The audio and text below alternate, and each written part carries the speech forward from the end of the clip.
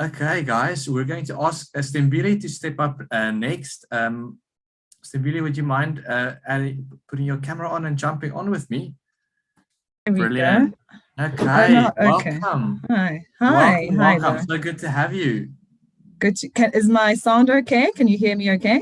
It's perfect on this side. Thank you so much. Great. Guys, so this is I feel like this is a rare appearance of a magical woman who's here with us today, who's going to be sharing all of her private equity insights with us, and teach us all how to invest and operate in the world of private equity. Sthembile, it's great to have a female of your caliber in a role like that with the fund you've set up that we'd all love to hear about. Over to you for the next session. Thanks so much for being here. Perfect. Thanks, Lo. Hi everyone, it's great to be here and to be talking to you all. I wish I could see you all. It feels so weird talking into a screen where I can see my face, but I can't see anyone. So as Lo mentioned, I'm in private equity, and essentially we invest in established businesses. And what I wanted to talk to you guys about today is about the things that I would look for as an investor in businesses. Obviously, most of you are entrepreneurs, and I think it's important to understand what I, as an investor, would look for. But I want to do it with a little bit of a twist in the sense that, I'm assuming that as an investor, when you look at a company, you are obviously going to look at the numbers. All investors look at the numbers. They all look at the returns. So assuming that the numbers and the returns and the product that you are selling as an entrepreneur stacks up, I want to look at the softer side of things as to what do I look for as an investor on the softer side. So the numbers stack up. I'm happy with the fact that I'll make my returns. What do I look for as an investor? So I'm just going to share a short presentation that I have prepared. I don't know if it's visible. Can somebody let me know if it's visible? Yep, perfect. Okay, let me just start it from the beginning. You can still see it though? Perfect, thank you. Great.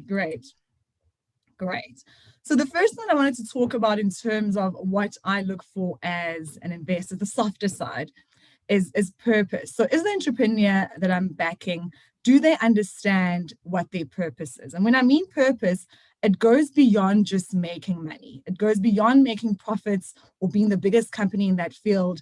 It's about what are you actually trying to achieve? And there's a famous book written by a guy called Simon Sinek that says, starts with why. And in that book, he says, people don't buy what you do, they buy why you do it. So it's critically important for me as an investor to understand from your perspective as an entrepreneur, why are you doing what you're doing? Why are you selling what you're selling?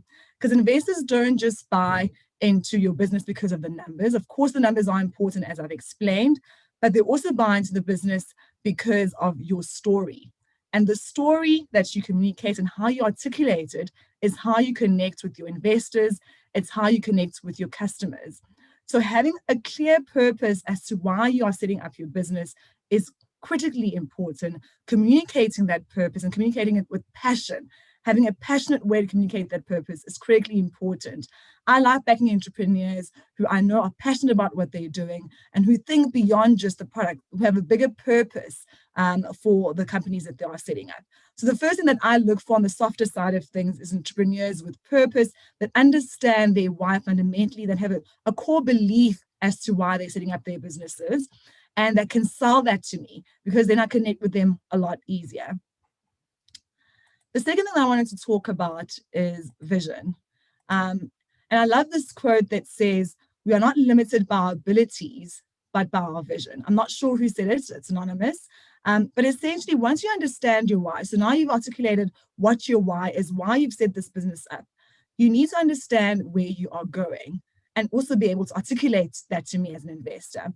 And I wanted to encourage, us as females, we often almost second guess ourselves, but dare to be bold with your vision. Dare to be audacious. Let it scare you. Don't stay within your comfort zone in having that vision for your company. Understand today, where do you want your company to be? And try and be intentional about getting there. So having a vision is great, of course, and writing down some articulate things about what your vision is all about. But if you don't have a strategy as to how to get there, that vision is as good as just some beautiful words on a piece of paper. So understand intentionally what you're going to do each and every day in order to get to where you want your business to be. So although you may be a small startup right now, you may be in a couple of years, or wherever you are in your business cycle, understand and plan for where you want to get to. Understand how you're going to scale, have a strategy in place to get you there. So that as you talk to an investor, you can then articulate to them again, this is where I am today. This is where I want to be. This is how I'm going to get there. So a visionary entrepreneur is an entrepreneur that I want to back. So having a vision is critically important, and being able to articulate that to your investors and being able to also map it out. So not just saying, this is my vision, this is where I want to be, but being able to map that out clearly is something that I look for in entrepreneurs. The fourth thing is a term that was actually coined by a Harvard professor, and he calls it exploit and explore. So what does he mean by exploit? Exploit talks to competitive advantage, right? So as a business, of course, as an investor, I'm looking for a business that has a competitive advantage, that has a clear competitive advantage. I want to invest in a business that I know understands what gives them that edge over and above their competitors. So identify and understand your competitive advantage very clearly. What makes you different from your other peers in the industry? What makes you special? What makes you stand above them? Understand this specifically, what it is for you and what it is for your business. So the picture that I have up here is a picture of what looks like a very pretty castle, but actually what's surrounding this castle is something that's called a moat. And a moat is a deep, wide ditch surrounding a castle, a fort, or a town, typically filled with water and intended as a defense against attack. And this term was also coined by Warren Buffett in saying that when you have a business, you must build your moat. You must build that defense around your business. And this talks to the fact that whatever competitive advantage you've identified, once you've gone through that stage of saying, this is my competitive advantage, build up that competitive advantage, build your defense and your moat around your business such that you keep building and adding onto the competitive advantage so that you are miles ahead of your competitors. So exploit the competitive advantage, keep building on it so that there is not an easy way for competitors to come and attack you, because your moat around your business will be very, very strong. Explore means innovating. So this quote that I love as well says, change is inevitable and innovation is no different. So as much as you've identified your competitive advantage, and as I said, as an investor, I want to understand that very clearly. But I also want to understand, how are you future-proofing your business? And for me, that talks to innovation, because change is inevitable, but innovation is no different. So you need to keep innovating. Don't underestimate the fact that your status quo will stay the same. Always question your status quo. Build on your innovation in your business, question what you are doing, and always try and understand, how can I do things better? How can I innovate from where I am? We all know the businesses that had huge competitive advantages, businesses like Kodak, businesses like BlackBerry, businesses like Blockbuster. These businesses had huge competitive advantages. They thought they had moats around them, but they failed to innovate. And because they failed to innovate, they then failed to become businesses that are sustainable, that could live within the future.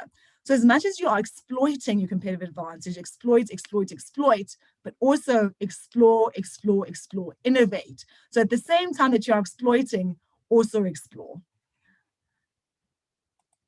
The other thing I wanted to talk about is something that is more personal. So this is going a little bit off gear in terms of what I'd look for as an investor, but something that I think is critical for the entrepreneurs that I want to back as an investor. The first thing is cheerleaders, okay? And when I say cheerleaders, I'm talking about the voices that surround you. We all have a lot of voices that surround us in our lives. They can come from our friends, they can come from our partners, they can come from our investors. Some are positive, some are not so positive. Some of these voices will break us down, some of them will build us up. But the most important voice out of all these voices is the voice that comes from your own head. And we all know that we all speak to ourselves on a daily basis, hourly, every minute we speak to ourselves. Be careful of the things that you tell yourself. You need to be your biggest cheerleader. The voices that you have in your own head have to be ones that are where you're backing yourself, where you're affirming yourself, where you're telling yourself that you've got this, that you are amazing. Because not everyone will buy into your story. People will reject you. Investors will reject you. Some entrepreneurs approach me and I say, this is not something that I can invest in. It doesn't mean that all investors will say the same thing. So ultimately, you need to back yourself. I actually had an experience this week where I was trying to venture into something and I was feeling a little bit like I was inexperienced for this thing that I wanted to venture in. And a friend of mine said to me, you know, Sthembile, when Trump wanted to be the president, he wasn't duly qualified to do so, but he put his name there and look at what happened. And I'm not a proponent of Trump's at all. And he's not one that I would look up to as a role model. But one thing that Trump does have is he backs himself. And so we can learn a thing or two from that, because as women, we always have these fears. We always second guess ourselves. We doubt our abilities. We think that we're not as smart as we should be. We don't think we're as experienced as we should be. And having that voice in your head that backs yourself is critically important. As you notice that I love quotes, and this is one of my favorite quotes. It says, a bird sitting on a tree is never afraid of the branch breaking, because its trust is not in the branch, but on its own wings. It's trusting yourself, backing up the fact that your wings will allow you to fly and they will allow you to soar. The last thing that I wanted to talk about is filling your cup up. Again, maybe not something that I look for as an investor, but something that I think is critically important for entrepreneurs. And the reason I say this is because as an entrepreneur, you know, we get very busy. You're the marketing manager, you're the finance manager, you're the operations director, you're trying to build up a business, and we work super hard day in, day out, on weekends, trying to build a business, which is amazing. However, in doing this, don't forget to fill up your cup. And I've deliberately chosen a picture of a wine glass with some wine because, you know, that's a nice cup to fill. But do the things that make you feel whole. Do things that make you feel balanced. For me, that is meditation and yoga. For me, it's being active, being with people that I love, my family and my friends. Fill up your cup and understand that when you do that, you're actually a better person. Self-care is giving the world the best of you instead of what's left of you. So give the world the best of you by doing a little bit of filling up your cup and looking after yourself. So that is my presentation. I'm going to stop sharing at this point. Let me see how to do that. Oh, sorry, I am a little bit lost now. My technology is failing me. That's okay. There should be a... I know, there should be a thing at the bottom. Yeah. Let me see if I can help. Let's see. I'm not finding it, low. Let me see. There we go. There we go. Perfect. Okay, cool. I've managed to do an override. We've got it. Great. So yeah, so that's effectively what I want to share with everyone, Laura, just in terms of some of the softer sides of what I'd look for as an investor. That's absolutely amazing. Thanks so much. I've got passion and purpose here. I have got exploit and explore, be your own cheerleader, and remember to fill up your cup and or wine glass. I think I think that's a couple of really, really good lessons. Thank you so much for sharing them. I think that's an amazing insight and so cool to have you on the call with us today. I know how valuable your time is, and you're jumping into another meeting in 5 minutes from now. So thanks for making the time to share with everyone on the call today. Thank you. I hope you all enjoy that, and I look forward to, hopefully you can record this so that I can watch some of the other speakers as I jump into another meeting now. Absolutely, recordings will be available. Thanks for being here. Perfect. Cheers, everyone. Hey, Lo here. I'm one of the founders of Outsource CFO. If you like this video, don't forget to click subscribe below. We'll see you next time.